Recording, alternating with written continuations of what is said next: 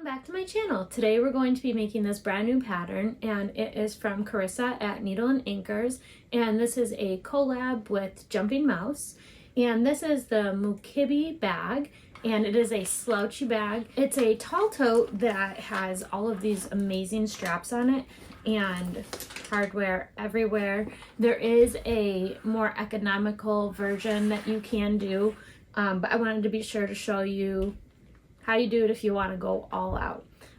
So you can make the bag even slouchier by pulling these straps tighter here on the front as well as on the side.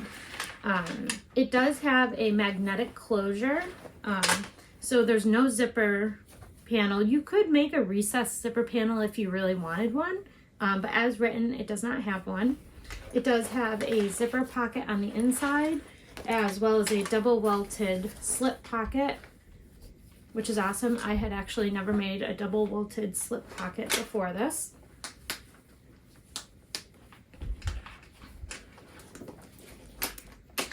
And it does have nice chunky handles, so these are 1.5 inch handles along with these handle cuffs here. I think this really makes the bag. It's very classy. I love it. And from my fabrics, I will link everything below. The vinyl is Kaya, I believe, from Indo Love Creation. And I can't remember what the shop for this was, but I will be linking it. I think I may have said what it was in the cutting and interfacing video. So I'll be sure to link it. I'll link that video as well. There are a lot of pieces to cut out. It is a lengthy bag, but it is so worth it because it is very beautiful. So on that note, let's get going on this bag. All right, so we are going to start off by stitching all of our straps that we just marked the centers on and put double-sided tape down. So I did go ahead and go back and print my little marking cards because there are so many straps. I wanted to make sure I don't mess them up. So I did cover the measurements, so you guys can go ahead and get the pattern, and everything that you need will be in there. But here I'm going to start. So they're each going to get 1/8 inch top stitching, and then piece Q will also get 1/4 inch top stitching. So I'll do that now.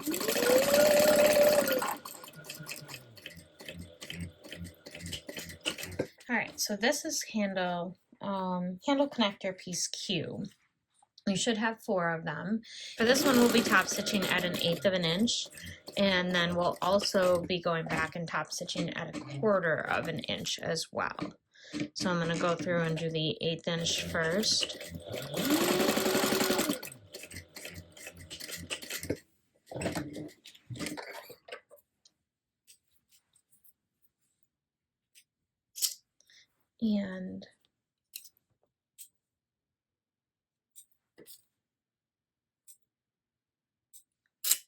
And then I'll go back and I'll do the 1/4 inch stitching.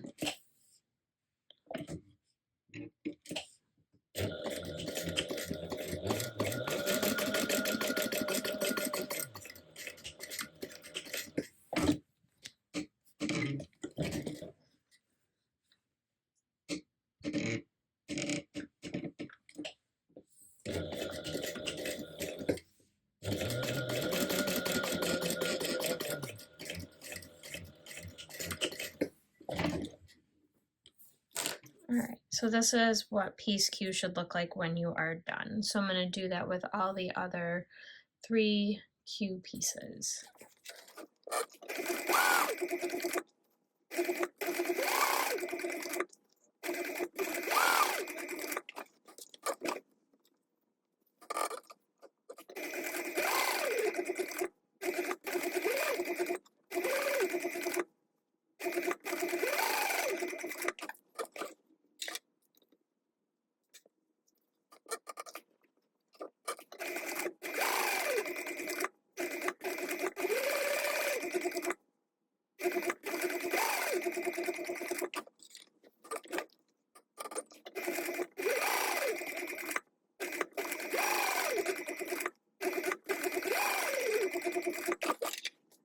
And this is our bag handles that I've moved on to. I know this is slightly out of order, but it's the same task, so I want to kind of include it.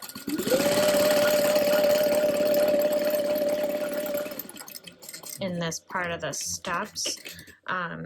So I am taking the wider of my two handles and I am stitching 1/8 of an inch down each side, and I have gone ahead and put a piece of double-sided tape here, just covering the fold part, and I'll show you now what we're going to do. So then you're going to take your smaller handle piece S and you're going to remove the double-sided tape that you placed. And then with the folded side, so see the fold here. So you're going to place that side down, center it on the larger piece S handle.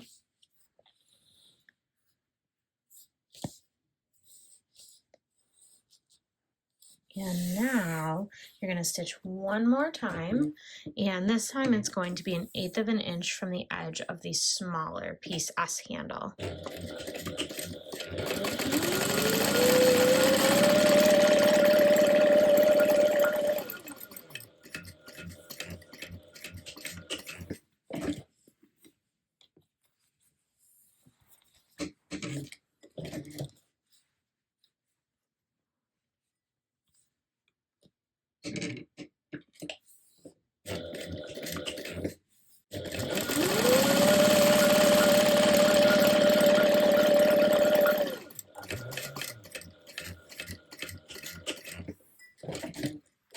All right, and that is going to be your completed handle piece. So I'm going to go ahead and do the same exact thing with the other one here.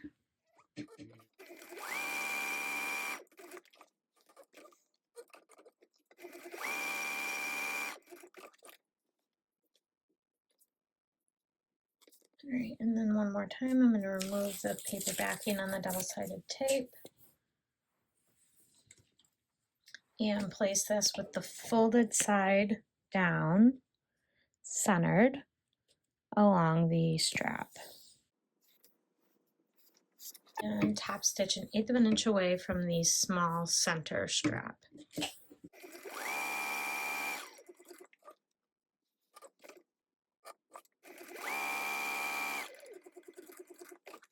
All right, and then there is your second strap handle completed. So that is all of our long, narrow measure and cut pieces that needed to have a marking down the center and then double-sided tape put on them that we talked about at the end of the last video. So we'll go ahead and move on to the next step. All right, now I'm going to be working on the bottom accent piece C. So you should have 2 of those, and you also have some markings on your pattern piece. So what I'm going to do here is I'm going to transfer those markings onto the seam allowance here so that I can place these pieces correctly. And I am going to use a removable tool just in case. You want to make sure you get the angle correct. For it to look good, it's important that the angle is accurate. Then go ahead and repeat that with the other accent panel. Then you're going to take piece G, and that one will be right side up, and you're going to overlap it just a touch. So see how the edge is straight and that this corner is flush with the edge, but then this one sticks off. So you've got the right angle. Go ahead and base that one into place. Face up for piece G. Add 1/8 of an inch seam allowance. You can base that. And repeat that with your other side. All right, now we're going to take piece double E, and this one is going to be laid wrong side up. And we're going to lay this one in place. So base this one in place again. This one will be wrong sides up.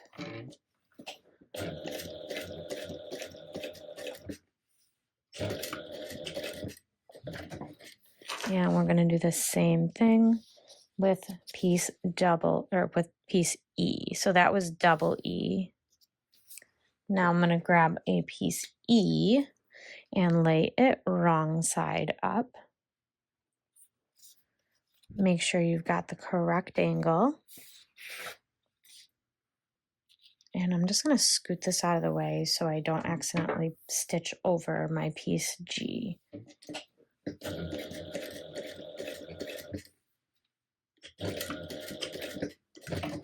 All right, so right now this is what you should have on one side. We're going to go over and repeat that on the other side. So when everything is prepped, that's what you should have. Now we're going to go ahead and repeat that entire process for the other bottom accent. All right, so these are your two completed bottom accent panels. These two straps will be wrong side up, as well as these two, and these two straps down here will be right side up. All right, now you're going to grab your bottom accent facing piece double C, and what you're going to do is you can now find the centers. I wasn't sure how this went together, so I'm going to find the centers of the top piece here. Just the top part for now, I think, is good. So I've got my center marked there, and I'm going to mark my center here as well. Then you're going to lay this piece wrong side, or right side up, and this piece wrong side up, so everything will be right sides together. And you'll go ahead and clip in place. We're going to just clip all the way around. All right, and now we are going to stitch this down at a 1/4 inch seam allowance.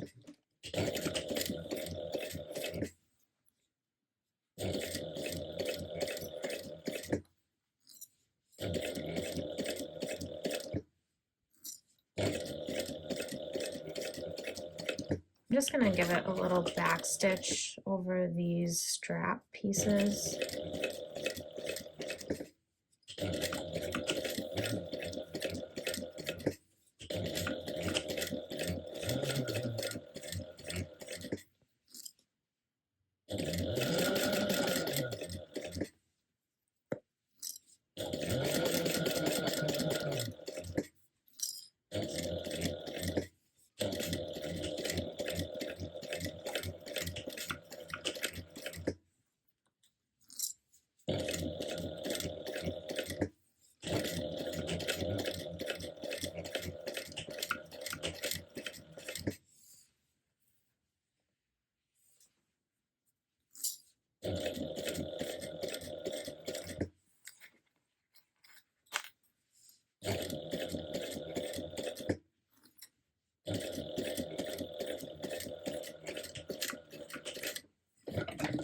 All right, and that's what you should have right now.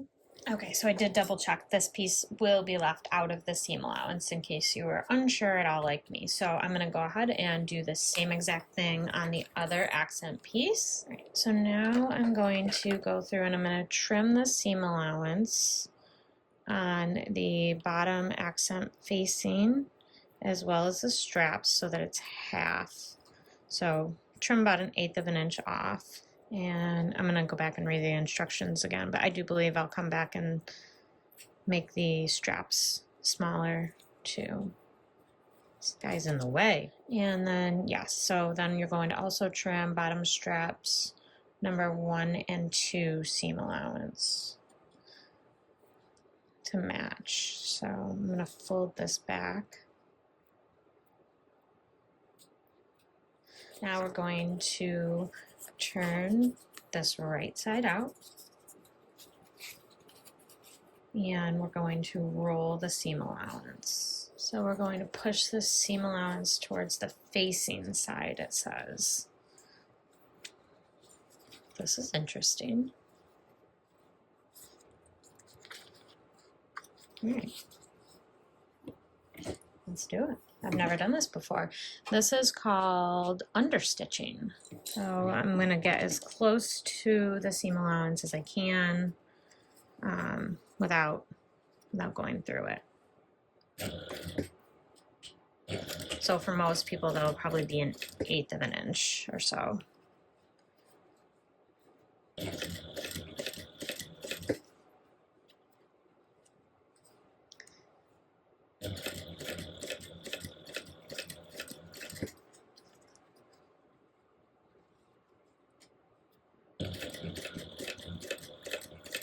Make sure your seam allowance stays pointed towards the facing, and just go slow on the curves if you need to.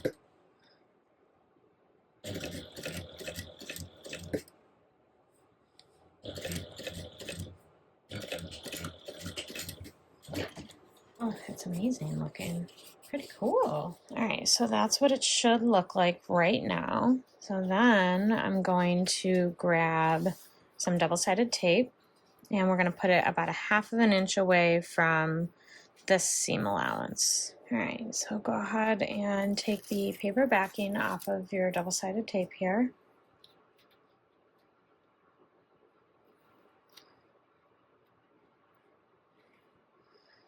And we're gonna just press this down. So that understitching is really cool, and it's not something I've ever done before, but it definitely is helping my seam lay and roll naturally towards the back. So that's awesome. I love it. So flatten out any bumps or lumps that you might have. All right, and then you can go ahead and turn it back over. All right, so now that you have all that done, we're going to flip it back right side up. And this time we are going to top stitch through everything at a 1/4 inch seam allowance.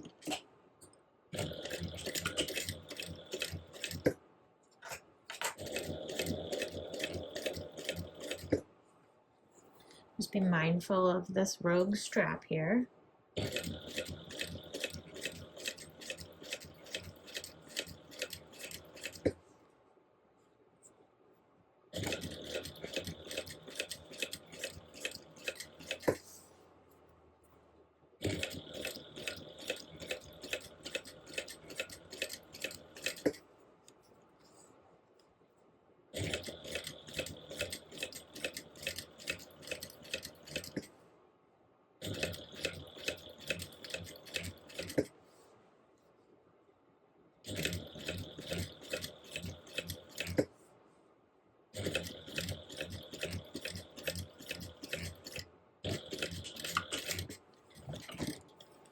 Alright, and there that is. It is absolutely beautiful. Love it. Alright, and we're going to repeat the same thing for the other piece. Okay, so for this step, we're going to be working on the top accent, piece B, and I am going to be putting hidden connectors on it. So these still are hidden connectors, but I'm going to do mine a little bit differently.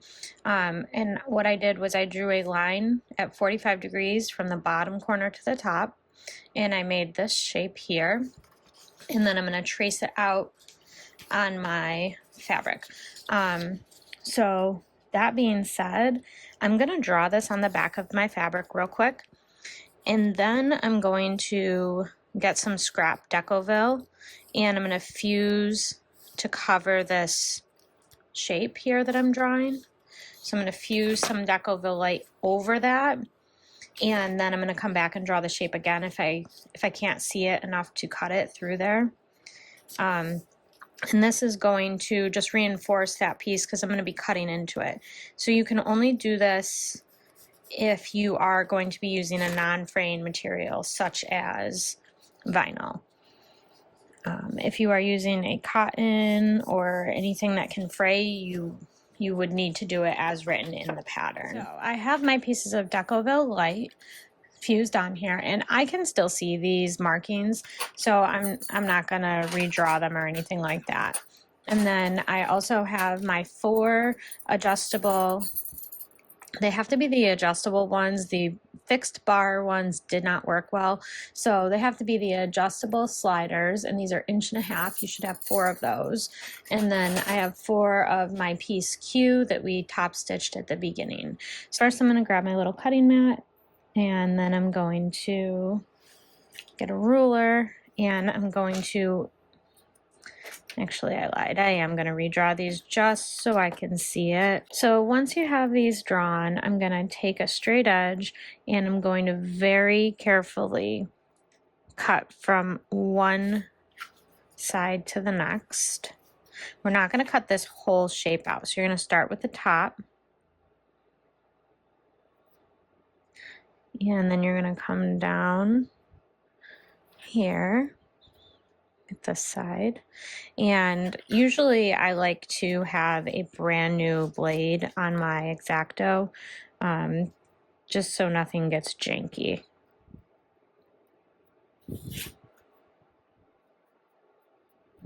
All right, so you should have this.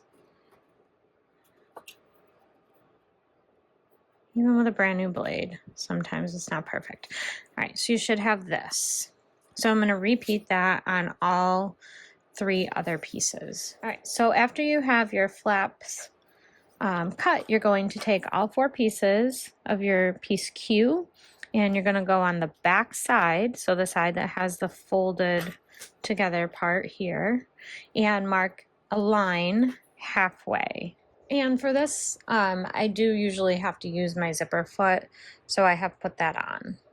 So what we'll do is you'll go ahead and you'll take your piece, your overlay or accent, top accent piece, and then you're going to take one of your piece Q with the wrong side up, go ahead and fold this flap down, stuff this piece in there, and pull it up to the center line that you made. So go ahead, and it should look like that. Then you're going to flip it over,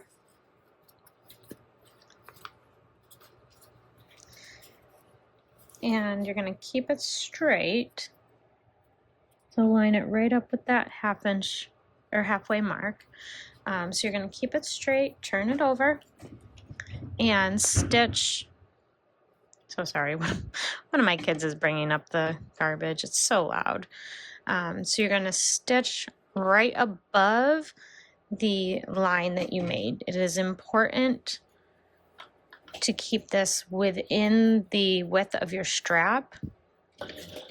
Otherwise, you'll see it on the front.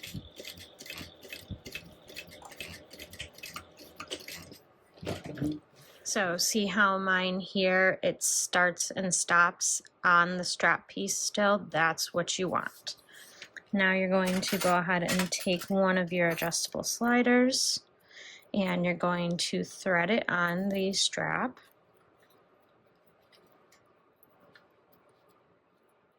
Just like so. So you should have that, and then you're going to stuff this piece back down in here.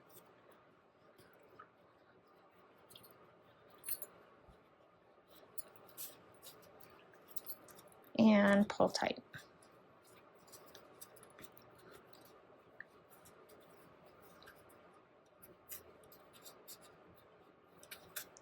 Right, and then we're going to come back over to the back side here and flip that up, and we're going to get as close to this line as you can.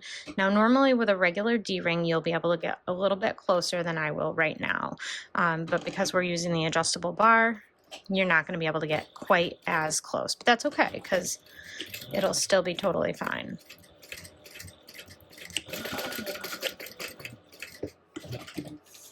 All right.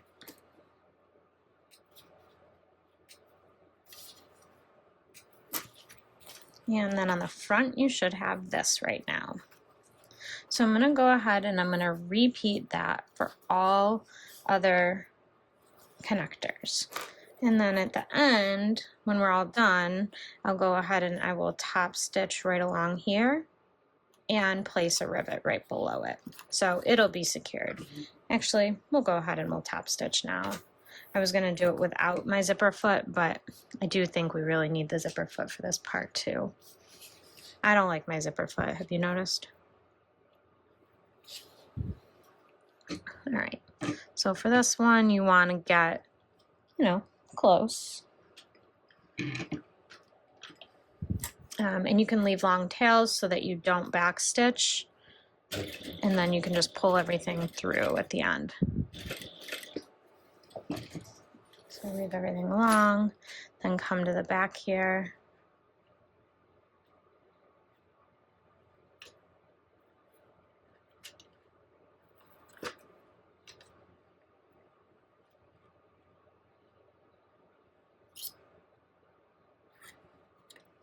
And then what I'm going to do is tie these ends off, tie my tails off, and you can trim them short, and then go ahead and burn your threads. And now you have this beautiful stitch on the front, and then we will go ahead and we'll set a rivet right below here. So I'm going to go ahead and repeat that for all 3 of the other connector pieces. All right, and that's what one side all finished will look like. Once you have those rivets set, this is what you should have. I am going to find the centers of my accent piece now, since I kind of know how it's put together. I know it's not raw edged now. All right, once you have your, hello, I'm throwing things. Once you have your straps on, that's upside down. Once you have your connectors on, you'll go ahead and grab your dangle top strap piece F. And what we're going to do is line this up, wrong side up, with the mark, the center mark here that you made on the curved edge. And then go ahead and base that in place at 1/8 of an inch seam allowance. Then you're going to want your top accent facing. So I'm going to find the centers on that one. Now that you've found the centers, I'm going to go ahead and line everything up. So I'm going to start with lining up the center itself.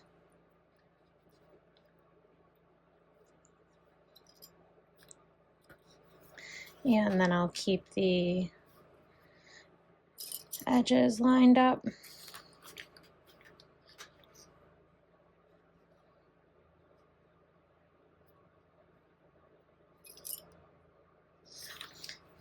And then I'll clip the rest of the way along the curve. And we're going to sew this at 1/4 inch seam allowance.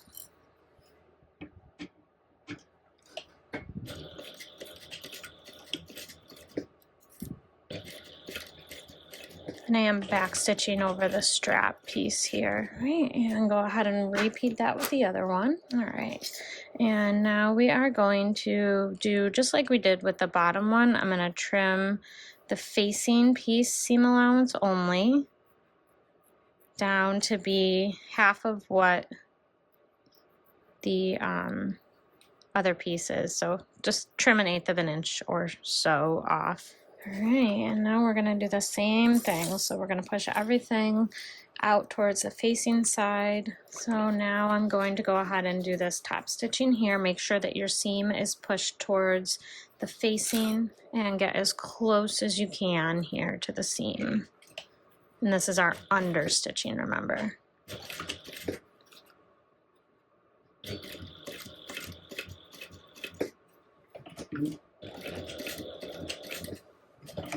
And then we're going to do just like we did last time. We're going to place some double-sided tape. All right, and then I'm going to go ahead and fold this back over, peel my backing off my double-sided tape. And then go ahead and roll this back, push everything down. I really like this. I've never done something like this before, and it's super awesome. I mean, it just kind of, the seam just kind of does exactly what you want it to. Whereas normally you'd be kind of fighting it. I'd have to clip curves and mind blown.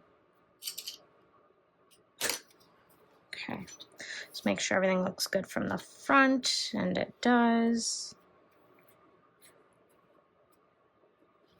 All right, then go ahead and top stitch I can get 1/4 of an inch. Yeah, top stitch the curved edge at 1/4 of an inch seam allowance.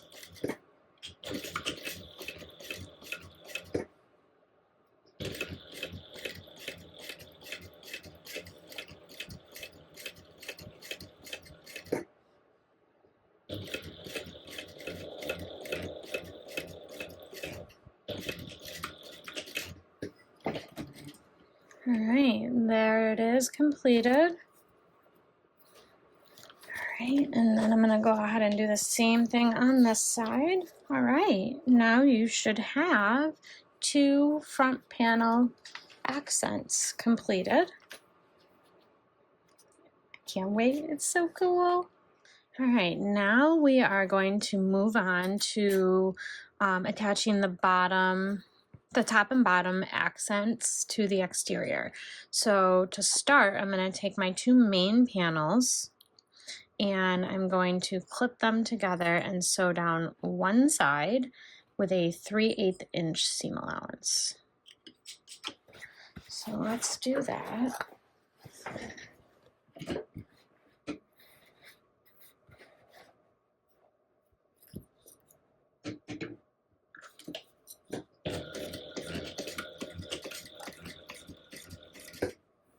I have so much junk on my sewing table. It's all in the way.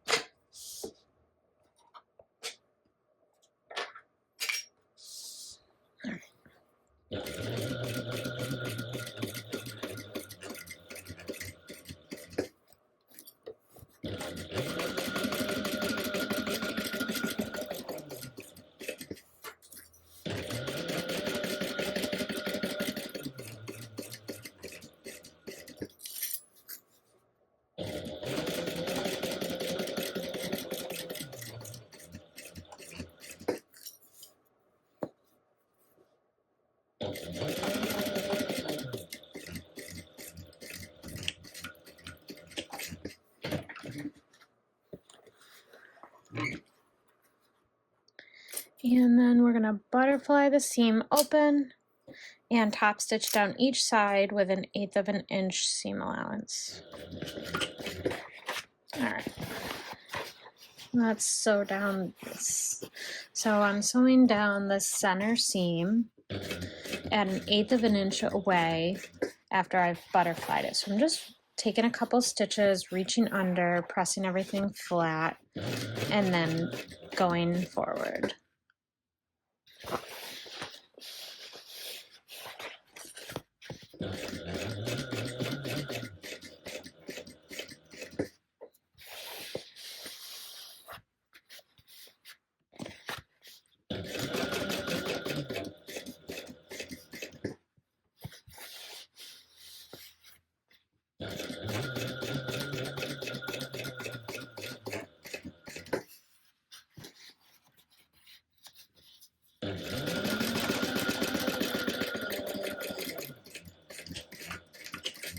All right, and then we'll go ahead and turn, hit the camera, because it's a big piece of fabric, so sorry about that, guys.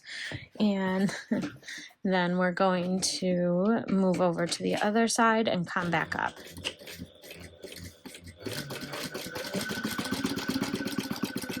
And while I'm stitching, I'm just making sure that the seam allowance is staying flat underneath.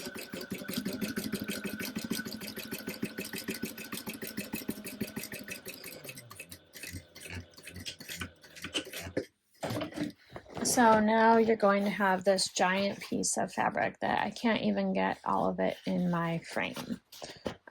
Don't sew the other sides of it together just yet. Now we're going to grab our top and bottom accent panels. And if you haven't already, find the centers on the raw edged piece only. So don't be snipping into your already top stitched pieces. Okay, so this is my bottom panel. This is going to meet up here. All right, once you've clipped on the bottom panel, you're gonna go ahead. Actually, you know what? I clipped it in place, but I think I'm gonna put some double-sided tape on the back first, just because I don't want it to accidentally shift while I'm sewing or after, for that matter. So if your machine doesn't like double-sided tape, then just keep that in mind and try to keep it out of the seam allowance that you're going to be sewing, which will be 1/8 of an inch all the way around. Now I'm going to line up the snips with the center. So there's that.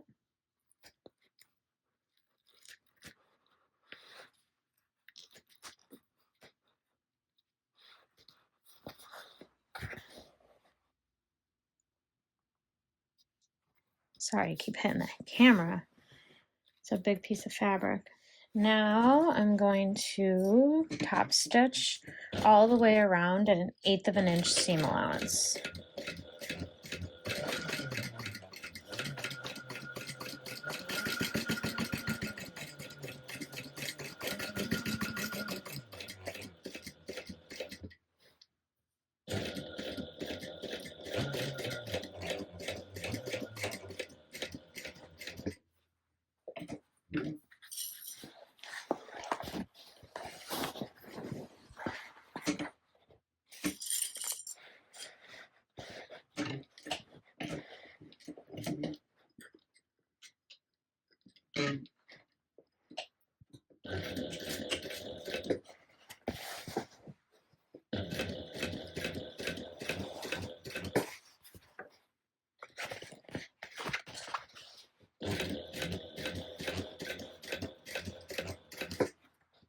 Make sure you move this strap out of the way.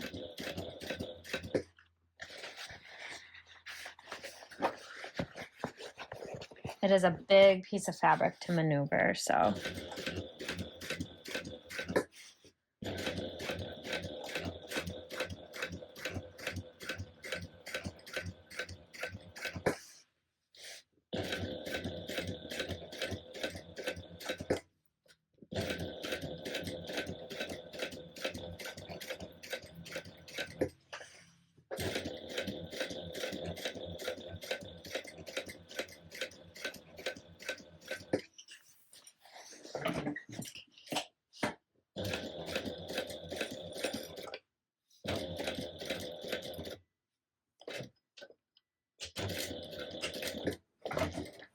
And that is what you should have. So now it's been top stitched down onto here and top stitched at the seam where you're going to sew it together as well.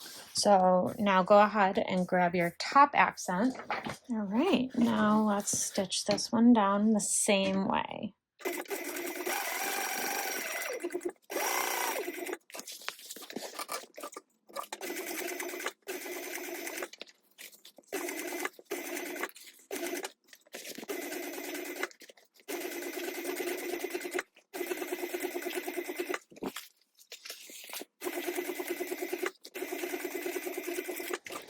So there is the top all sewn on. So now let's go ahead and we are going to sew this part together at a 3/8 inch seam allowance. And we're going to do the same exact thing, except this time it's going to be tougher because you're going to be basically applying and sewing, top stitching this down inside of like a tube. So it will be tougher and you will have to take your time, but we can do it.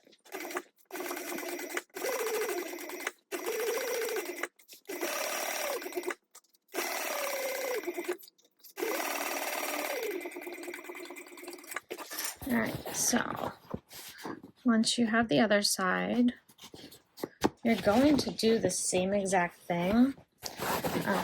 First, you're gonna top stitch, butterfly open.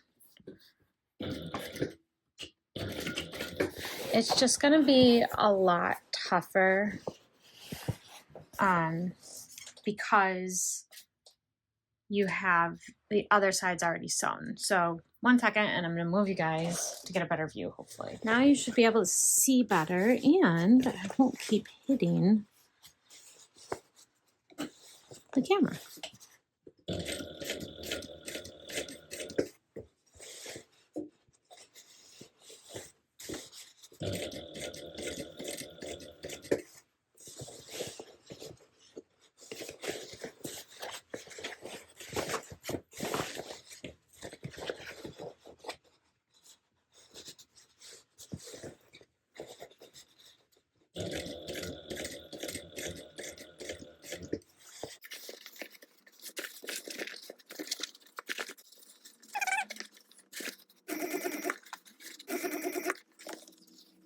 And if for some reason your chosen materials won't make it through here, you can't do this, whatever happens, you could always stop, like if you needed to stop right here, pull your pull your needle out, pull your threads out, leave the threads really long, tie everything in the back, and then you could turn it around and put your needle right back in the hole that you left off and finish going the other way so that you're not scrunching up your bag if there's a reason that you can't do this part. So that's always an option too.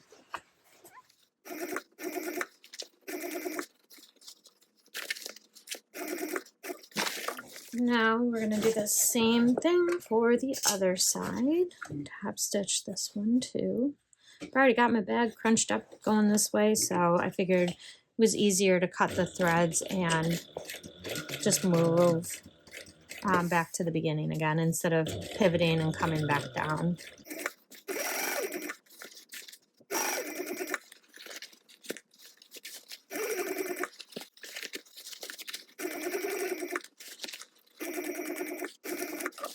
Now I'm going to grab my other bottom and top accent panels, and I'm going to go ahead and put my double-sided tape on both of them on the back side. All right, and so now we're going to kind of have a limited space to work in.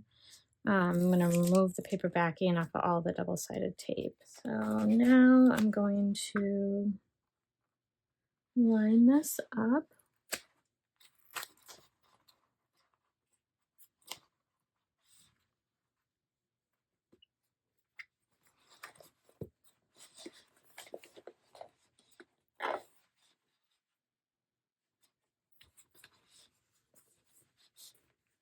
All right, so that's what you should have. So now we're going to sew in the circle again. So make sure this is the bottom. This is the bottom, right? Yeah. Alrighty.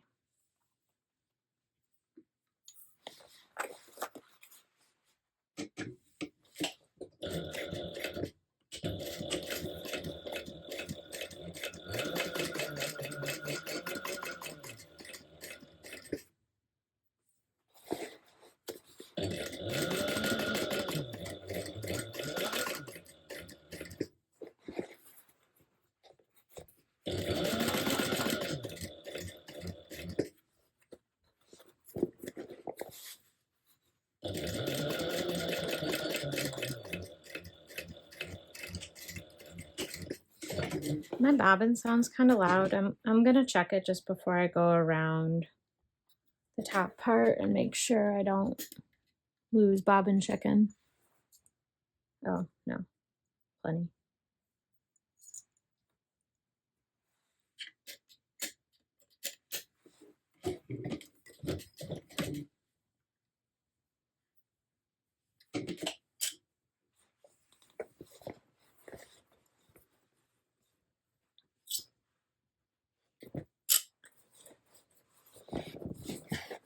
All right, now we're gonna do this part here.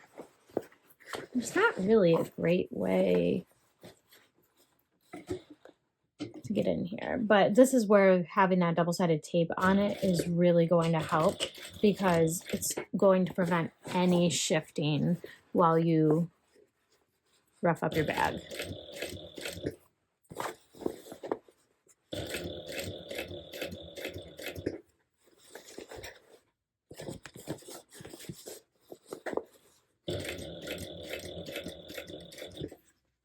Move this strap out of the way.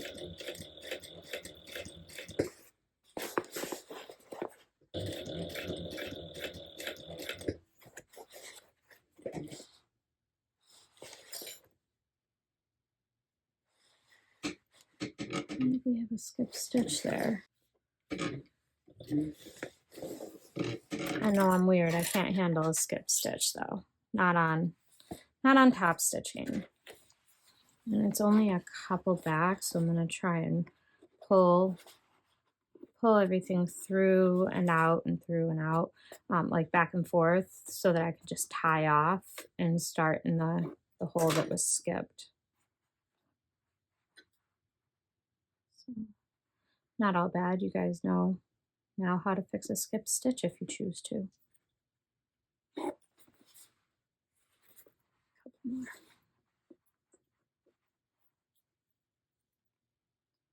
If you wait until you get to the end, you don't have the option to really do this anymore. So here's our skip stitch.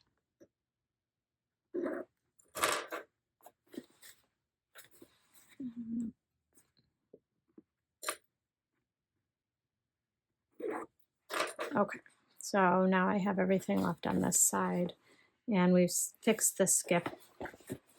So I'm gonna go ahead and tie this off.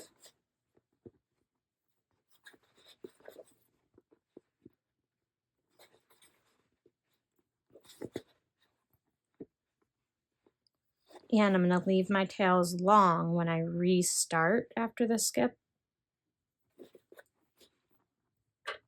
And we'll do this again when we get to the end. All right.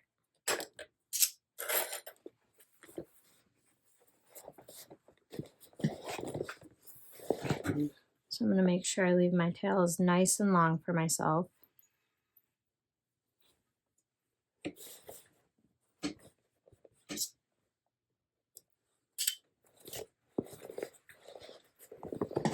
This hole right here where we first had a problem. And then I'm going to hang on to my tails just to make sure nothing gets janky and keep sewing.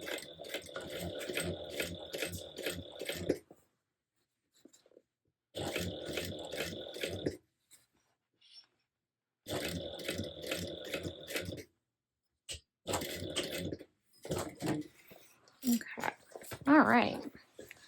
Now we're going to do the last piece. This is the other top panel. Can't wait to turn this out and see how it looks. So go ahead and remove the double-sided tape if you are using any, which I highly suggest for all panels, but for the very least for the ones that you're sewing on the second side, because those ones are going to be harder to keep in the place that you want them. And you really want it to look nice at the end. All right, once you have all of your accents on, this is what you should have. So this is gonna be my front, and I am going to place a bag tag on here. I'm going to add it centered.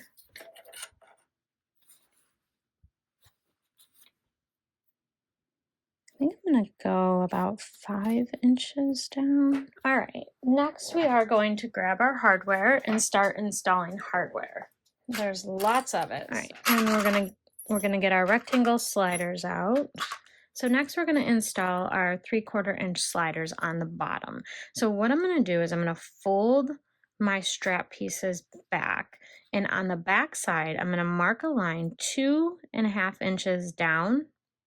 So 2.5 inches down, and then I'm going to place my slider on here, go over the bar, and then looking at the back side, I'm going to match up my raw edge with the 2.5 inch line that I created.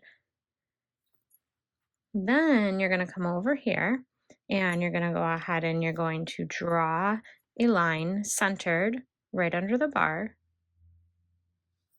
just like that. And go ahead and punch a hole there with this in place. And then I'll show you the next step after that. Alternatively, if you have this Rivet guide template, and I can link it in the description, you can take it and turn it upside down and align this way. And you can mark C and B, and then your rivets will be centered, and that should be the perfect dimension as well. All right, now once you have your holes punched, you're going to go ahead and on the bottom hole, you're going to make a mark right through here onto your exterior panel. So it should show up just like that. And then you can go ahead and punch all of those holes. Okay, once you have all of your holes punched, you're going to come back and take your strap and place it up and over. And now you're going to place your rivet through the first piece of the strap, then through the back of the strap. Then we're also going to go through that hole you punched on the main lining, and then you're going to place the rivet back on. So this is what it should be looking like for all of them. So let's go ahead and do that on all of them. Once you have all of that on, you can go ahead and set all of those rivets. So these are all set in, and I mean, you could even put a second rivet on if you really wanted to, or double-sided tape. I think it's fine the way it is though. All right. Now you're going to add a 3/4 inch D-ring to the top piece here, so the top dangle strap. We are going to go ahead and take our D-ring with the flat edge facing up, place this through here, and then I'm going to tuck this up under, and you want to get one rivet pretty close to where your D-ring is,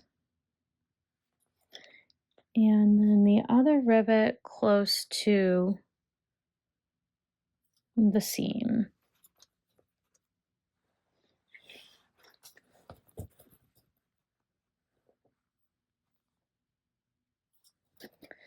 All right. Now, you can rivet through this seam here.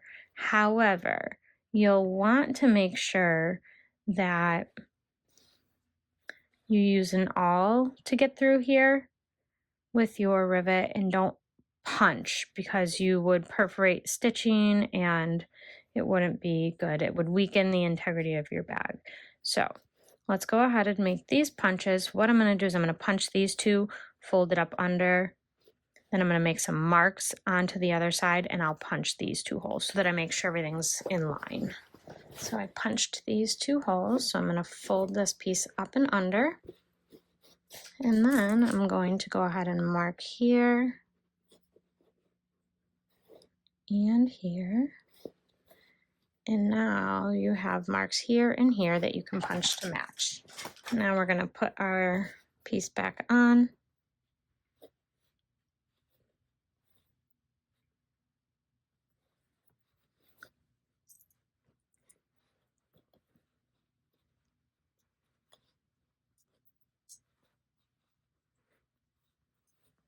I just want to rough fit it, make sure everything fits perfect, and it does. So now I'm going to lay this down.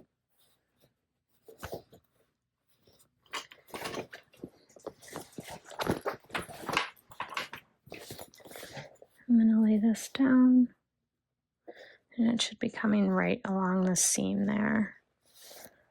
So I'm going to mark on my seam.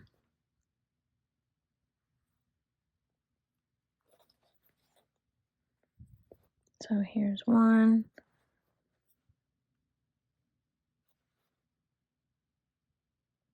And there's the other.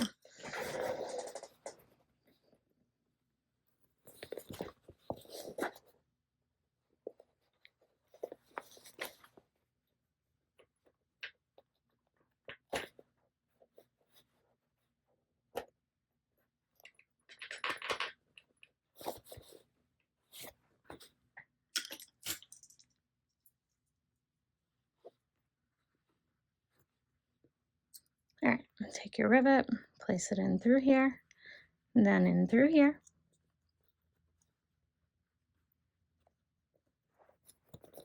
And then we're going to poke back through the seam.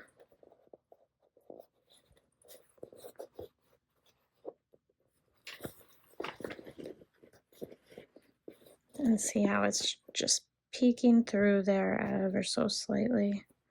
We're just going to help it the rest of the way down.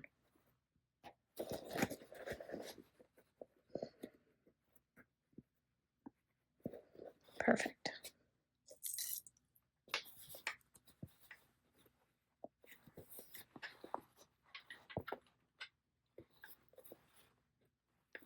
And pop the rivet cap in. And we're going to do the same thing down here. So.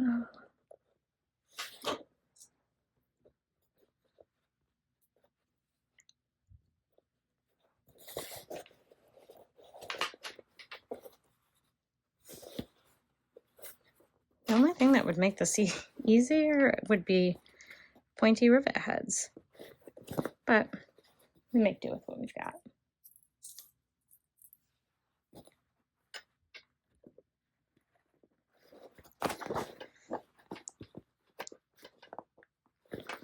All right, and this is what it will look like from the front. So now I'm going to set both these rivets. Now we're going to flip the whole bag over and we're going to do the same exact thing. All right, I have all of that hardware installed.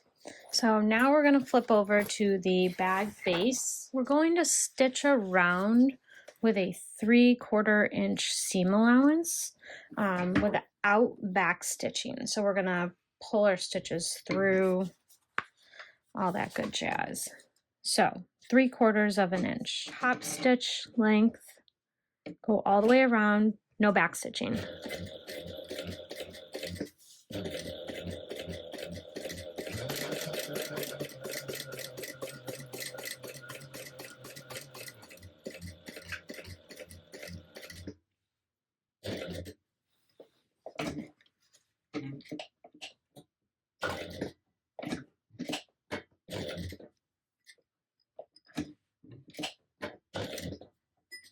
Go slow around the curve if you need to. I need to.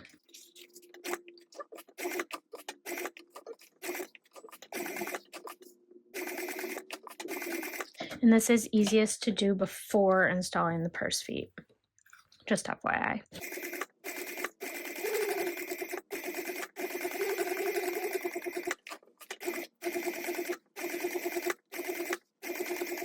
And real quick before I get back to the beginning, I'm going to pull up my thread. And the goal is going to be to end in the very first hole that I started in.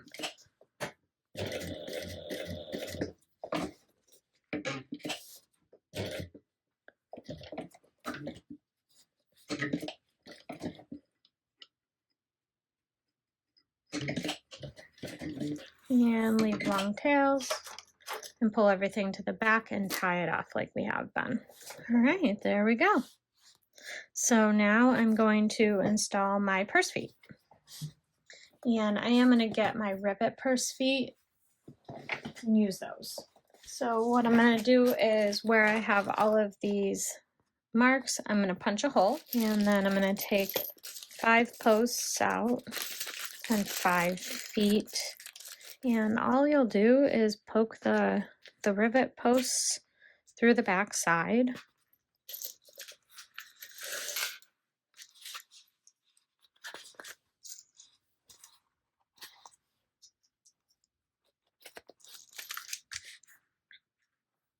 And then we're going to pop the rivet foot right on top. And then these come from Camp Snap. I'll be sure to link them in the description. And then it comes, you have to purchase a die to use them. So I'm going to place the die in my press. I'll show you. So this is my table press. I'm going to take my hole punching die out. And I'm going to insert my purse foot die. These are 12mm purse feet. And see this piece right here accepts the purse foot. And then you just press like normal rivets.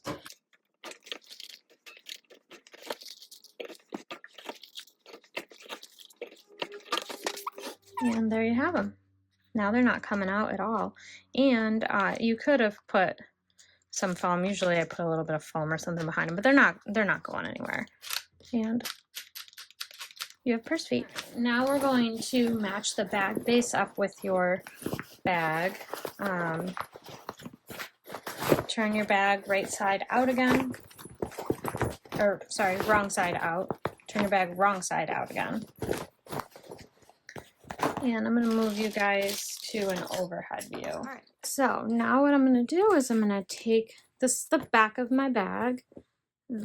So find the back of your bag or the front, either one. And I'm going to start matching right sides together with my pieces. My base piece with my main piece here. And I'm likely going to staple here, but first I'm going to get things rough fit. Come over and match this center snip with this side seam here. And then I'm gonna just kind of tuck in and work this in. Okay, I'm gonna go ahead and staple now. And your seam allowance is going to be 3/8 of an inch here, so.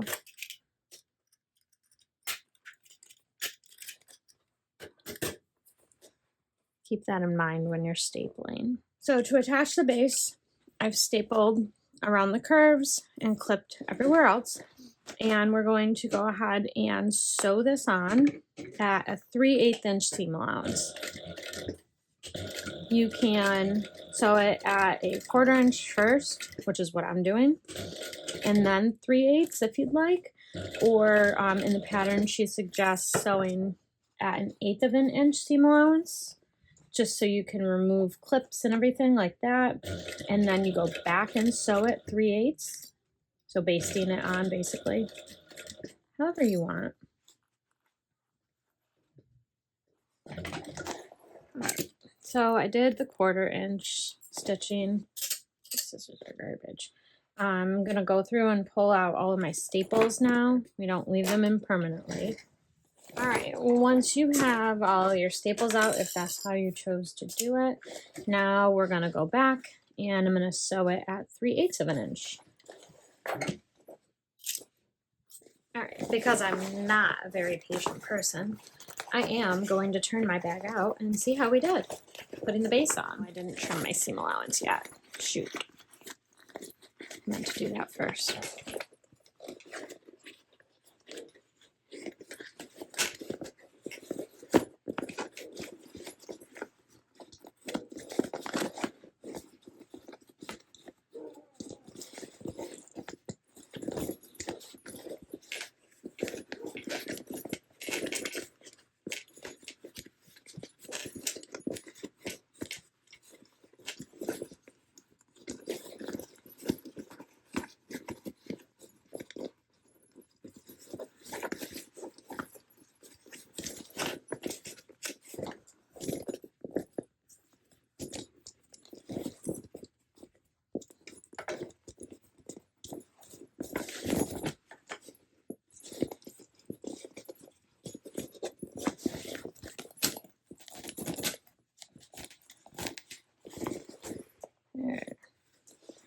There's our preview. Oh, it looks gorgeous.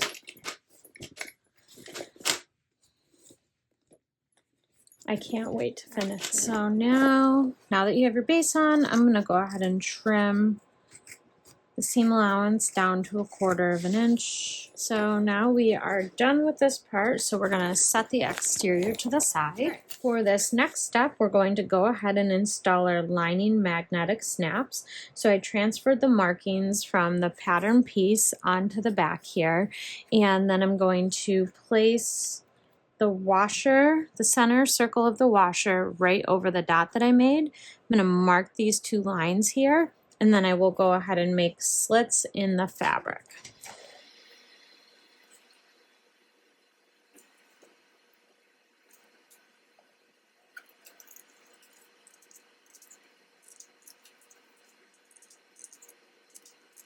All right, then we're going to go ahead and turn it over, and I'm going to take on one side, we will put the outie piece.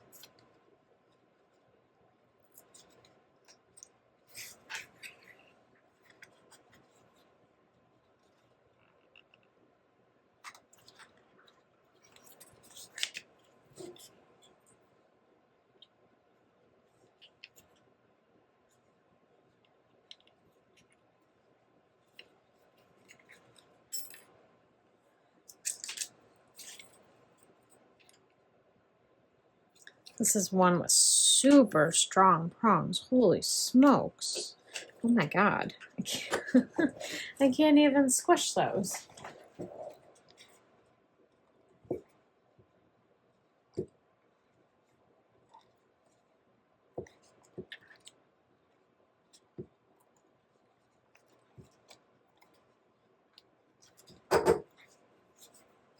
Alright.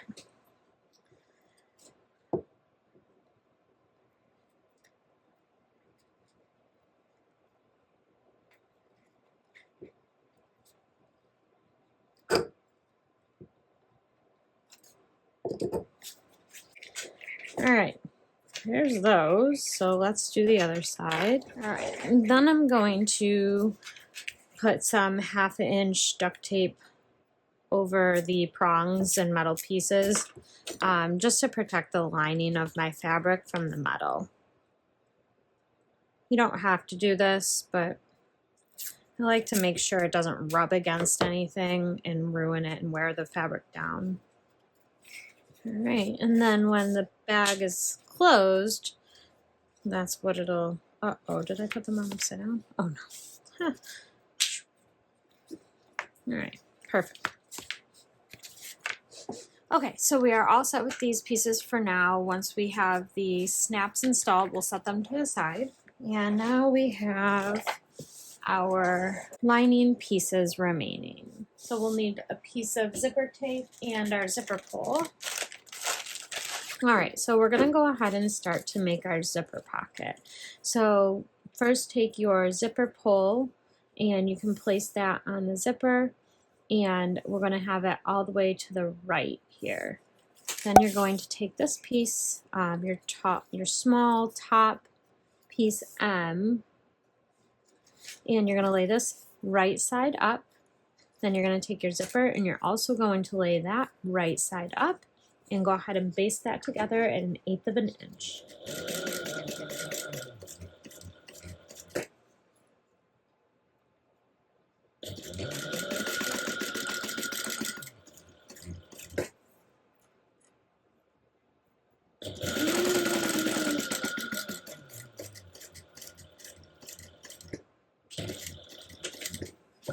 So you're going to flip the zipper pocket top piece up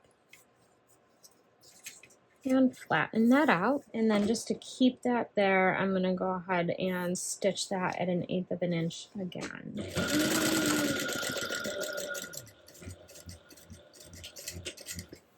Then we're going to take our main piece and place that right side up, making sure that your panel pieces are lined up. Place that in place at 1/8 of an inch.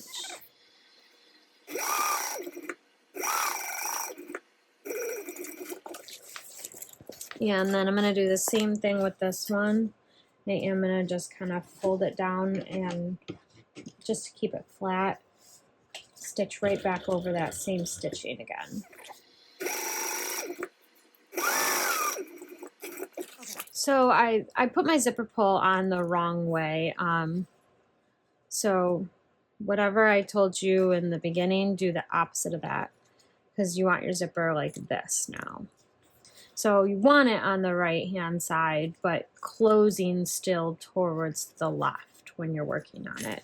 You just want it on very little. Then I did do a very thin seam allowance of basting just to keep my zipper nice and flat here. And then when we're all done, everything will close up at the top up here instead of closing down at the bottom down here.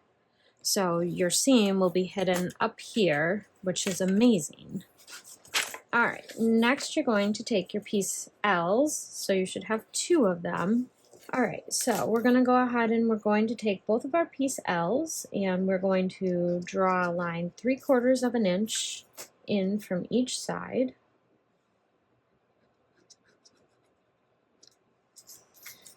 On all 4 sides.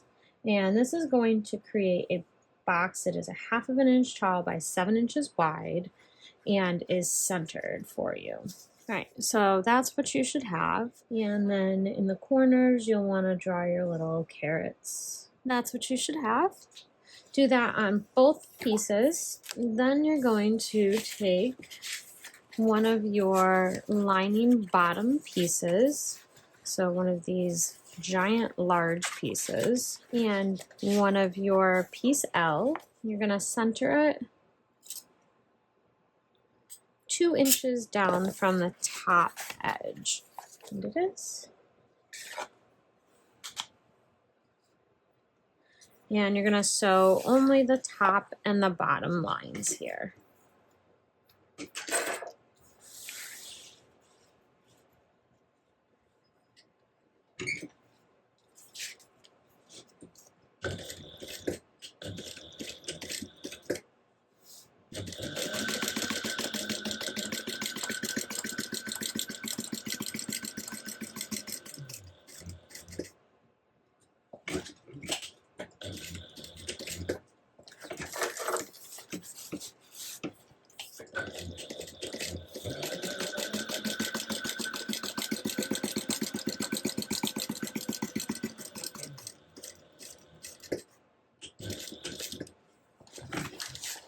And now you're going to go ahead and open up that straight line only until you get to the triangles that you drew.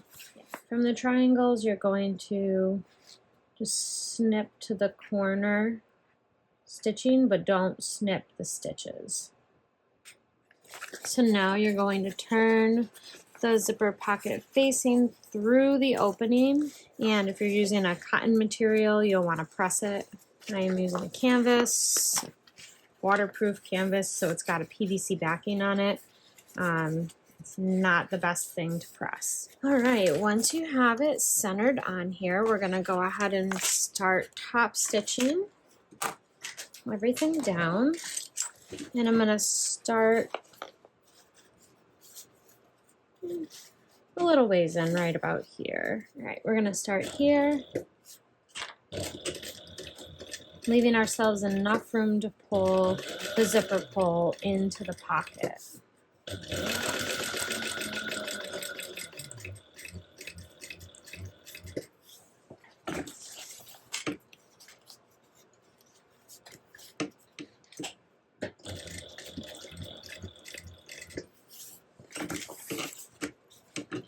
And then I'm going to pause when I get about halfway and pull my zipper pull in.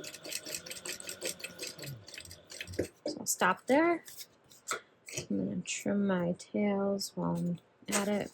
And then I'm going to go ahead and pull my zipper pull in to the pocket. And I'm going to bring it all the way down to the end. And then I'm going to finish coming back around and closing the pocket up.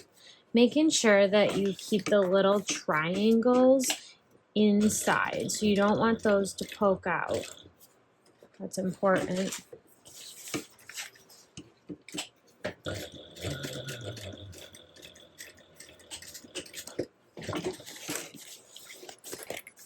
All right, and there is your pocket. Now you're going to bring the bottom piece up, match it to the top, and I'm going to clip these in place.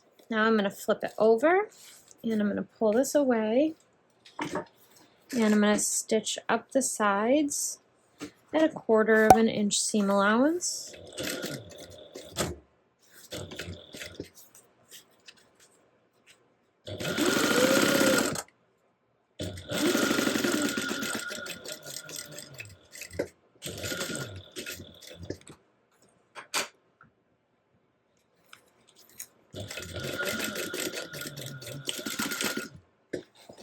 And then we're going to go ahead and sew up the other side.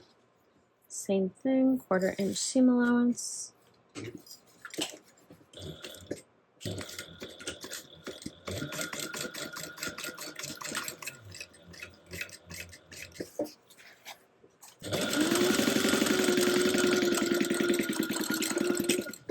All right, So this piece is all set for the moment. We'll go ahead and set it aside. Now we're going to work on the double welts.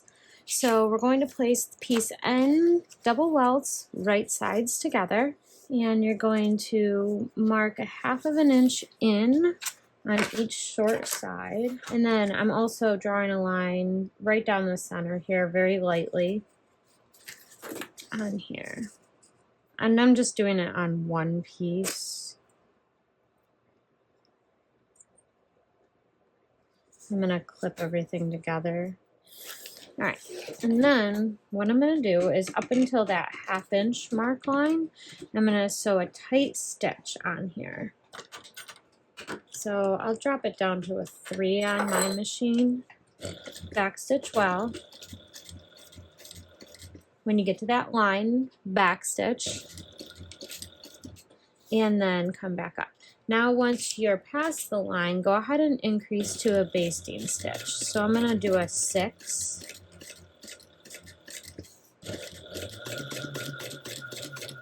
Only until I get to this line. All right, oh, that was perfect.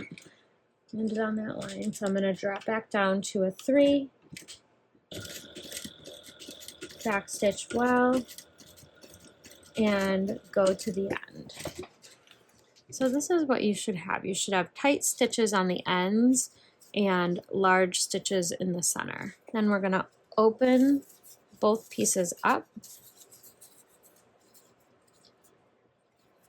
and baste around the perimeter. And if you're using a cotton fabric, you can press this well now. I am not. I will be using my creasing tool again.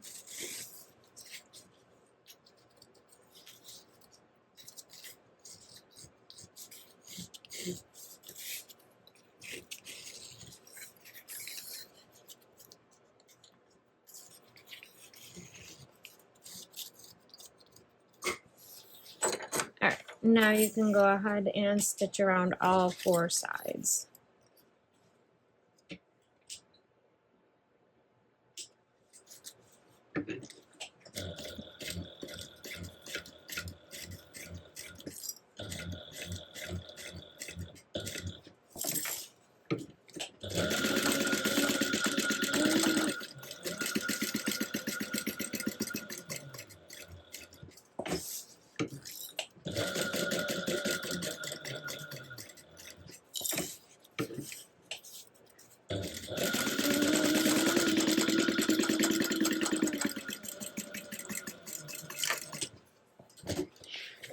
Okay, so now once you have your piece ends prepped, you're going to center piece L onto your bottom main panel 2 inches down from the top, just like we did for the zip panel, and go ahead and sew down the long edges.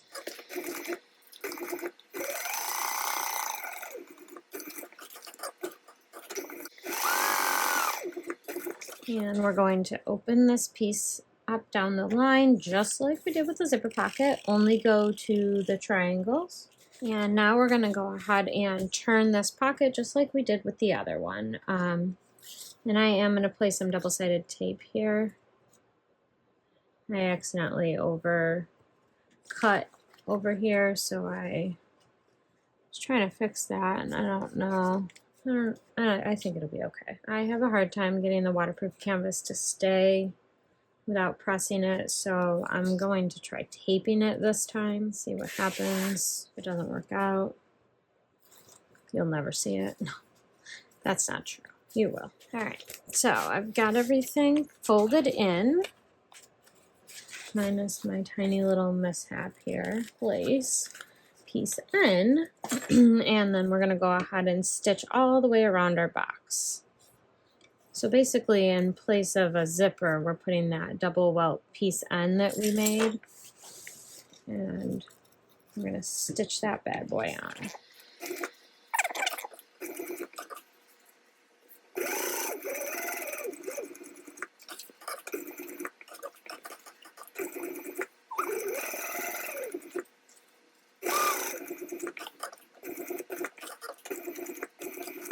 right, so now we're going to flip this back over, and then we're going to grab our last lining piece, which is our slip pocket. So you're going to take your slip pocket wrong side up, and you're going to clip it to the bottom of the welt pocket, and then you're going to grab it like this and flip it over and stitch that at 1/4 inch.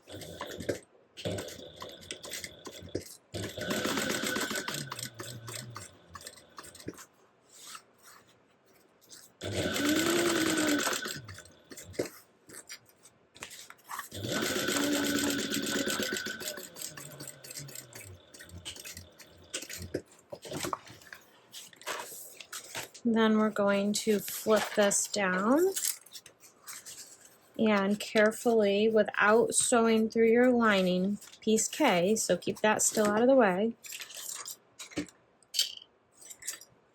you're going to top stitch through the bottom piece, so the seam should be facing down, and you're going to be top stitching through this pocket panel piece.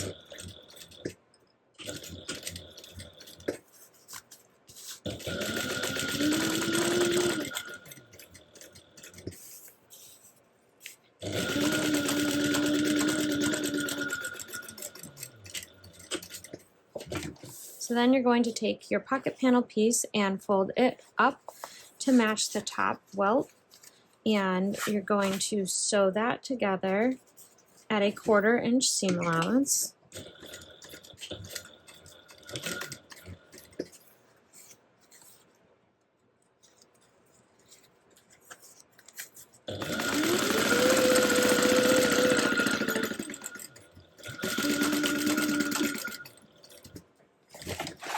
And then we're going to go ahead and move this over to the sides and stitch down both sides at 1/4 inch seam allowance as well.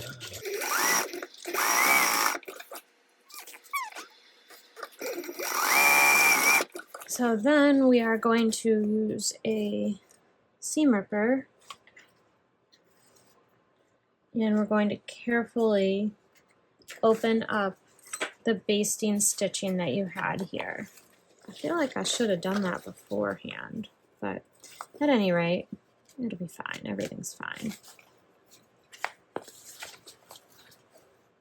Be super careful and open it all the way to the edge without poking a hole anywhere. And then if you have them like me, you can go ahead and pull out these little threads just from your basting stitch.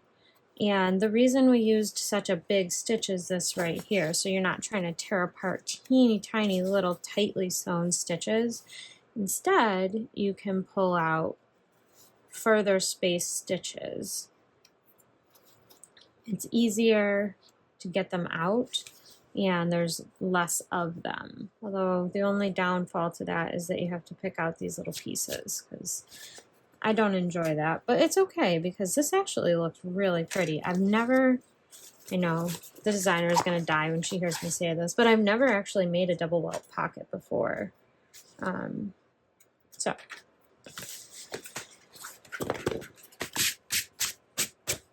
there you have it. That is your slip pocket, folks. That's amazing. All right, this looks like it wants me to stitch these pieces together, then stitch these pieces together. But I feel like I should be stitching these together. I'm gonna go ahead and stitch these together at 3/8 of an inch seam allowance. I might regret it later, but I think we'll be okay.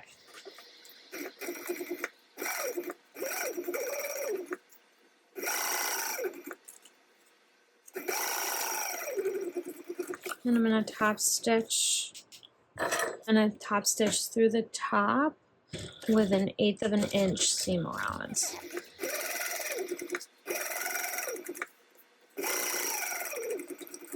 So I'm going to do the same thing with the other piece, and just so you know, this lining top J piece, the pieces should line up perfectly, so it shouldn't be any smaller than your bottom piece K. So just keep that in mind. The narrower part is the top and the wider part is the bottom, which is what we are connecting to piece K here.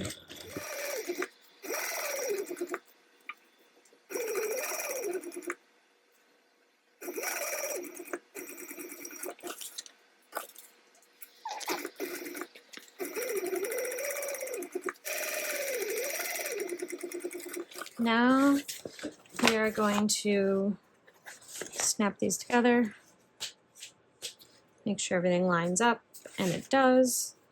And now I'm going to stitch this at 3/8 inch seam allowance down the sides, taking care to match up these pieces right here. I'm only going to do the sides right now.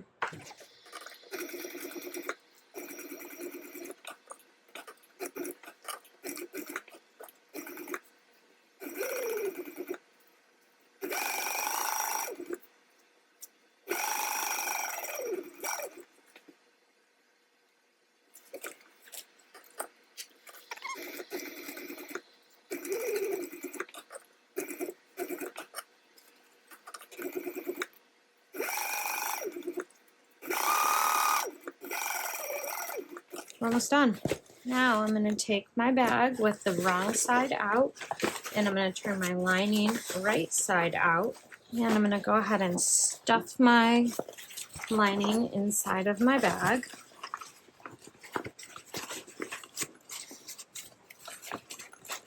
I'm going to turn this piece up here just so everything fits nicely. So stuff it on in there. And I want my zipper pocket in the back. It doesn't really matter. It's personal preference. And then you're going to start clipping all the way around, matching up the centers. So we're going to match up these centers here.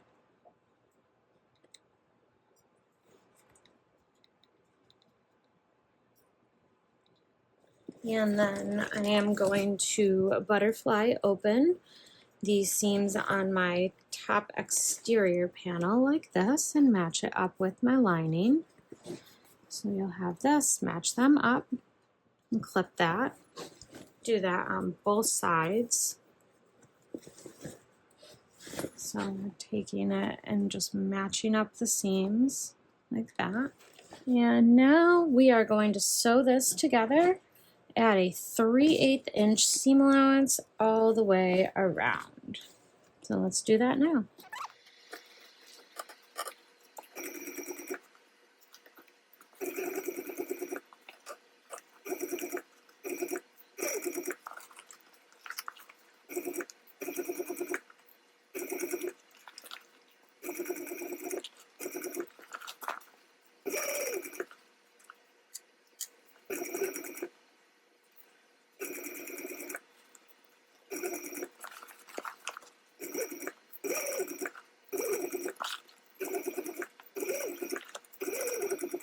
Once you have your panels stitched together, you're going to go ahead and turn everything out. And remember, we left it all unsewn at the bottom.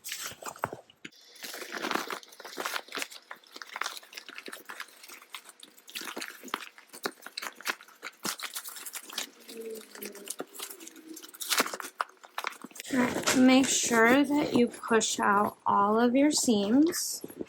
So base as well as the top. You don't want to close anything up until you've got all your seams pushed out nicely here.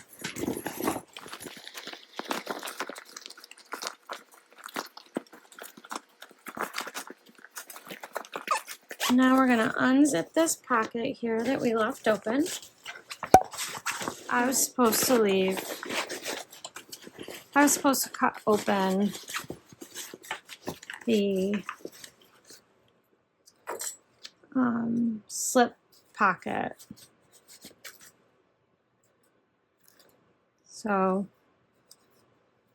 I will put a warning when I'm making the slip pocket to make sure that you cut that open, because My eyes are tired, it's late, and I missed that. So what I did wrong is I should have closed the top part of the zipper, and I did not.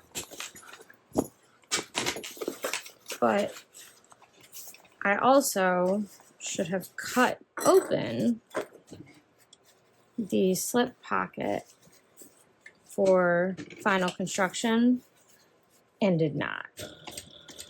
So let's close the zip pocket, and then we're going to cut open the slip pocket.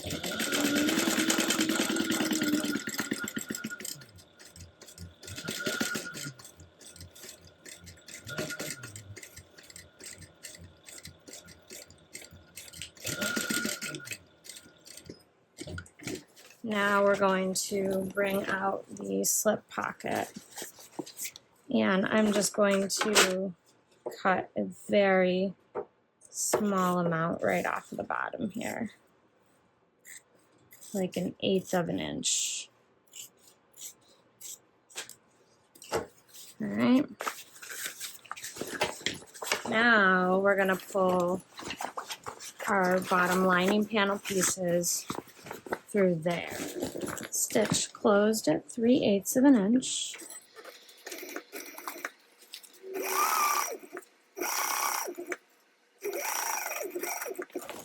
And now you're going to go ahead and box the corners.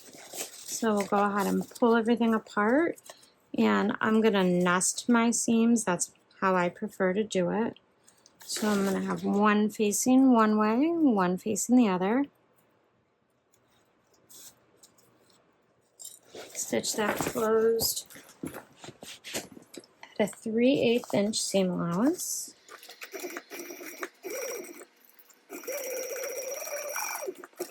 And then go ahead and close up the other corner. Make sure that your bottom seam, though, is facing the same direction on both sides. Otherwise, it'll bunch up and look silly at the bottom of the bag, and you don't want that. This is going to be a gorgeous bag, even if I did make a 12.5 mistakes. They can't all be perfect, right?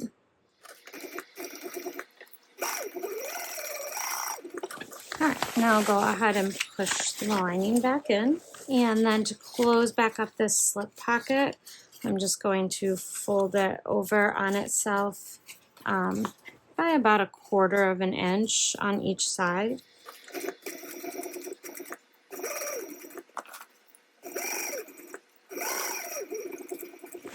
So now you can go ahead and push that slip pocket back in.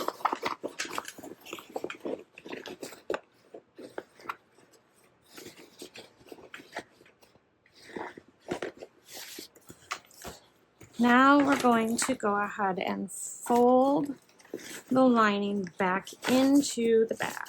And it's a big bag, so take your time. All right. Now that you have it folded in, you can go ahead and roll your seam allowance so everything is nice and tight.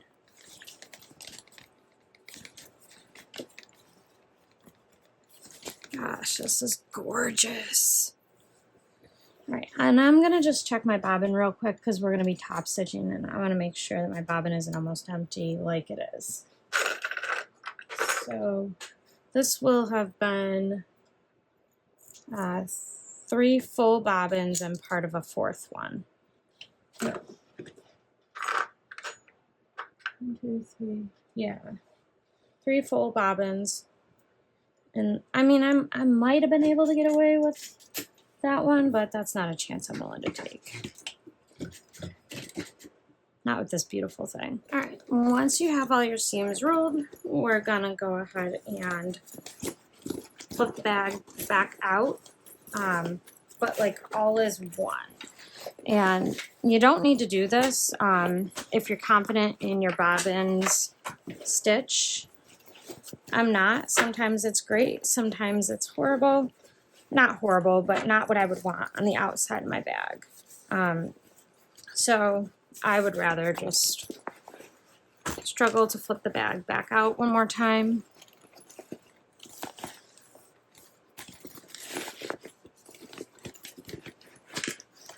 Alternatively, if you have a cylinder arm, this doesn't even matter for you. You can just go ahead and live your best life there. So now that I have my bag wrong side out, my top stitch will be on the top here. And I'm gonna just go right around, take my time, and stitch at 1/8 of an inch.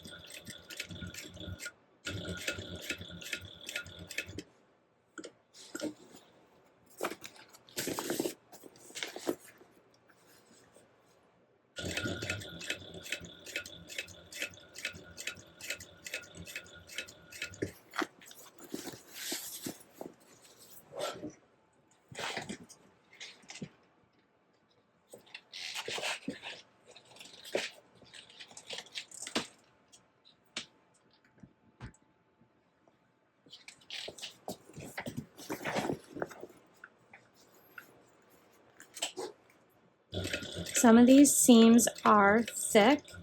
If you think it would be helpful, you could definitely clamp them before you go through and top stitch. I didn't do that. I probably should have though, to be totally honest. So I would suggest you do that.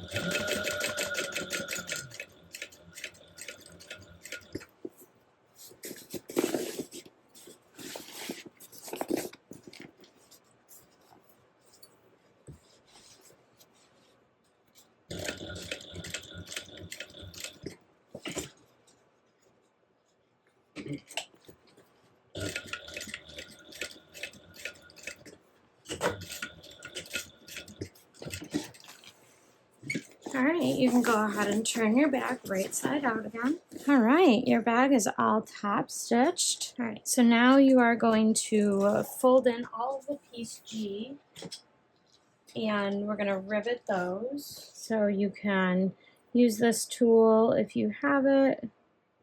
If you do not, on the back side of your piece G's, you can mark a line 2 inches in, and you'll fold it up to that line. So I'll do that for all 4. Once you have punched your holes, I'm going to go ahead and place your rivets. Now remember, these are going to be free floating straps. They're not going to be riveted down to the bag like the other ones were. So it'll just be like that.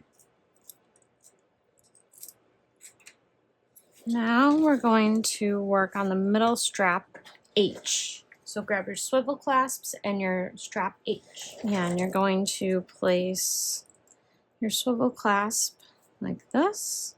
So wrong side is underneath. And you are going to be weaving it into the loose strap here. It's the purse feet strap, I think G. So go ahead and weave that through, and you will have strap ends on here, so it'll keep it from flying off on you once we're all done. But for right now, we're just going to do that. And then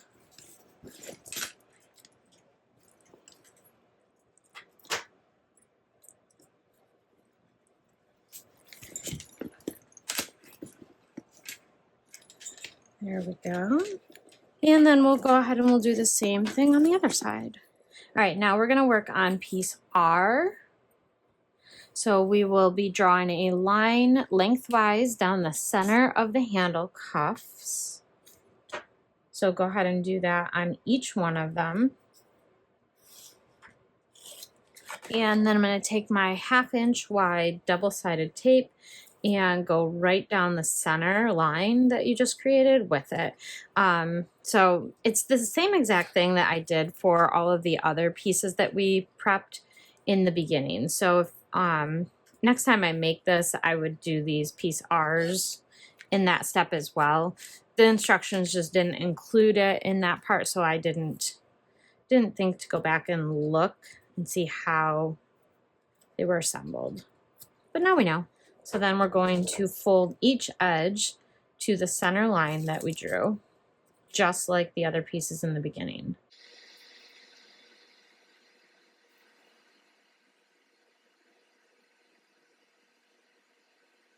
All right, now you have that.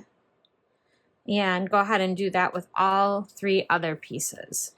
All right, and now we're going to top stitch down both sides of each one at 1/8 of an inch seam allowance.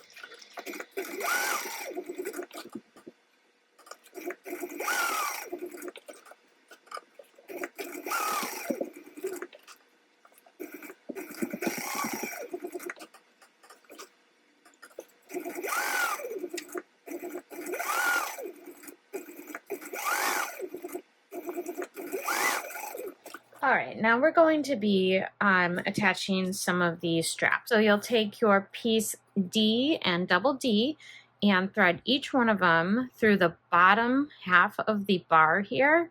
And you're gonna want to rivet in the center as close as possible to the bar as you can get. And this will help everything not shift. So I did fit that on there, and I'm gonna go ahead and use my tool to measure for rivet placement. I want to make sure my rivets are centered.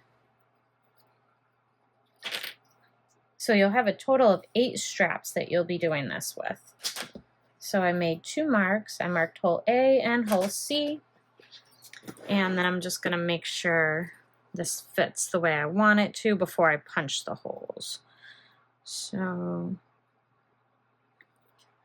and I think I need it actually tighter than that, so I won't use that on this one. So we want to get it tight around here. So I'm going to use the marking for the first hole, and I'm going to punch 1 hole at a time. I'll make my marking for the first hole just like that. And then I'm going to grab my punch. And I'm going to punch the first hole.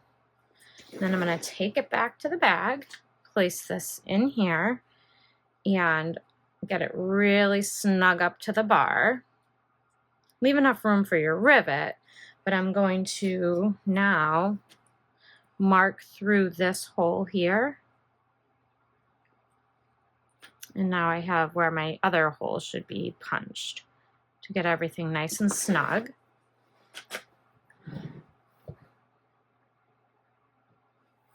I'm going to just grab a whole pile of rivets because we're going to be putting a lot in. All right, I've got a bunch of rivets. I just grabbed a handful. So now we're going to place this back in. I'm going to grab a rivet, fit that in here.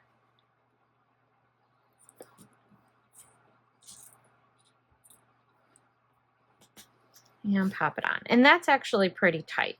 So I'm going to, I like that placement. So I'm going to take that off. And I'm going to copy it onto all of my other pieces so that everything is the same. So we'll go ahead and do that.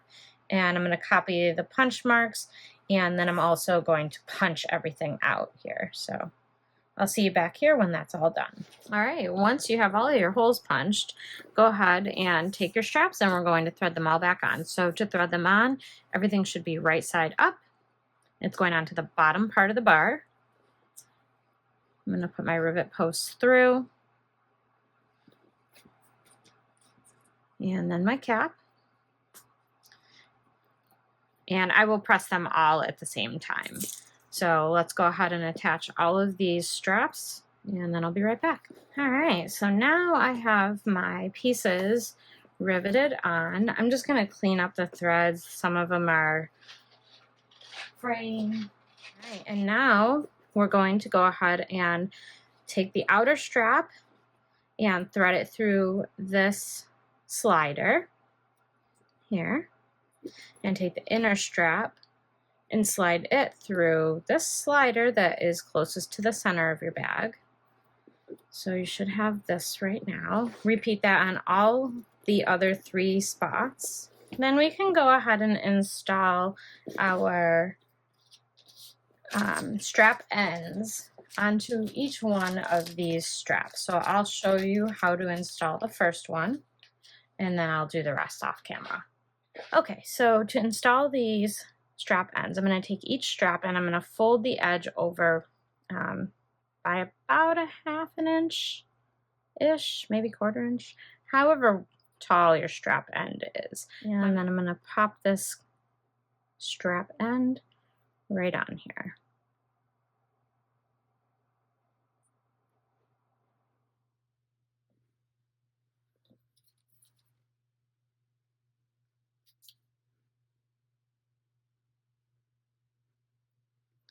All right, so you should have this now.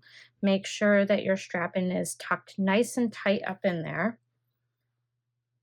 And go ahead and take one of the screws.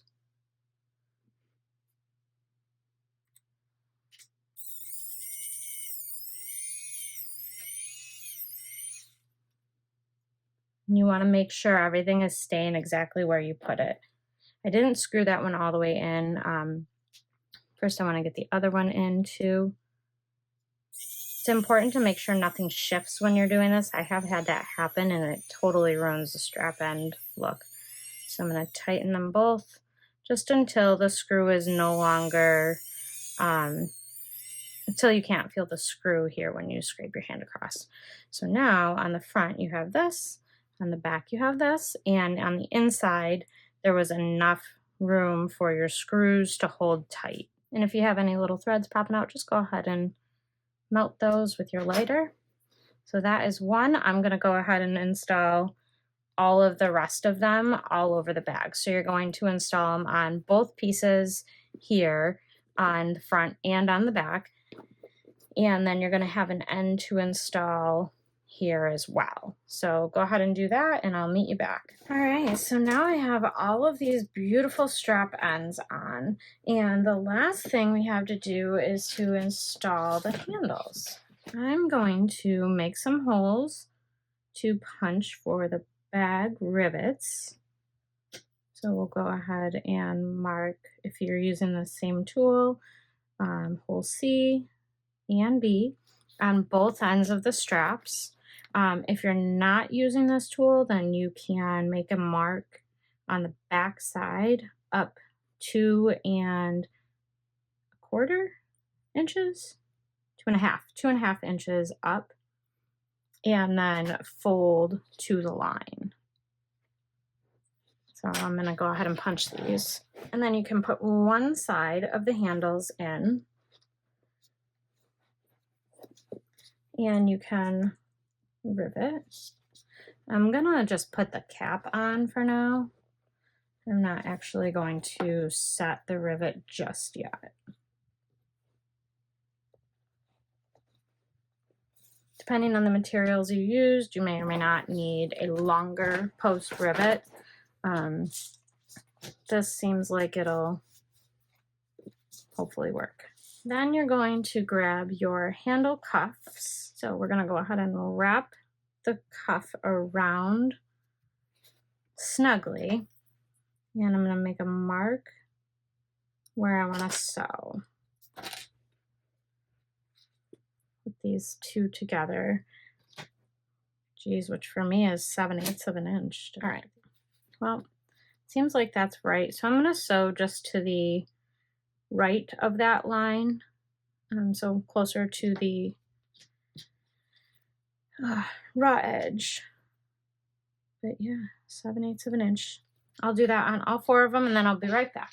So this is what you have right off of the sewing machine. You're gonna pull these apart and I'm gonna trim one down to 1/4 of an inch-ish. Then I'm gonna take a piece of double-sided tape.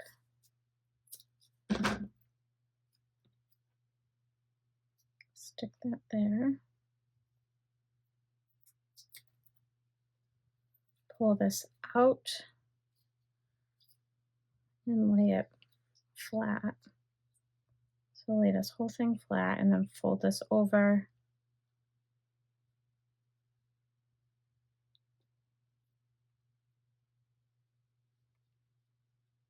I wonder if I could have just turned them inside out. Would that have worked? Let's try it.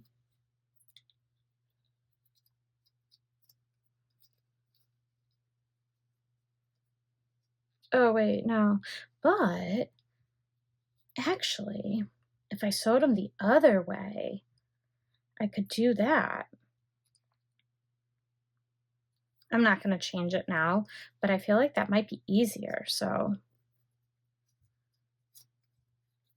Because this is tough. These are tough to make, I'm not going to lie. But they are going to be worth it. So go ahead and put the double-sided tape on. And I'm going to fold it in to meet this raw edge. And then fold this over on itself. Mark a dot in the center. And rivet. I'm going to rivet this one first. Then lay it down. Make a mark again. And rivet that separately. Because that was tough to maneuver.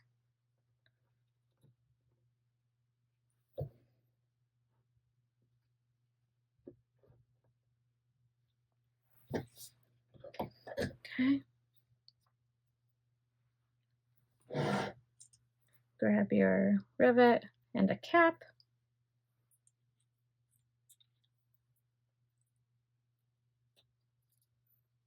Beautiful.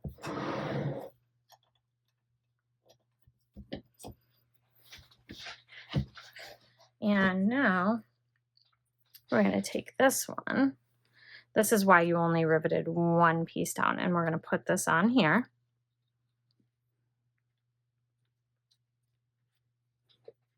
Move it up.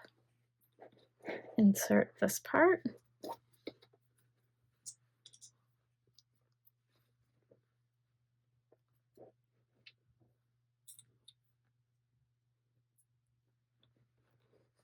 And then you'll set these rivets and scrunch that one down. So let me set both of these rivets because I didn't do either yet. Once the rivets are set, we're going to go ahead and pull this back down.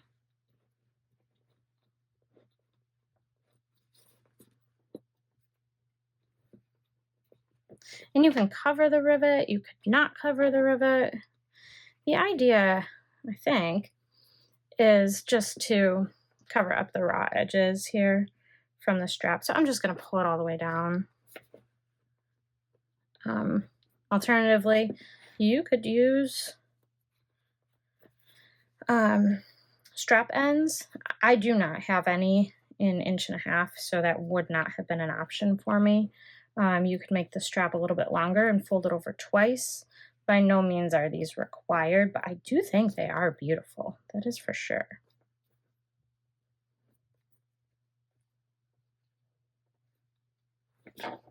there's that.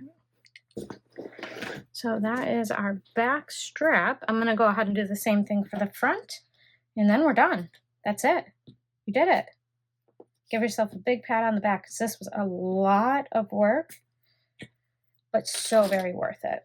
All right, that is it. Your bag is complete and it is amazing. I had such a great time making this bag, and thank you so much to the designer for allowing me to create a tutorial for your bag. I hope this video was helpful for you. If it was, please go ahead and give it a like. Make sure you subscribe, and I'll see you for the next video.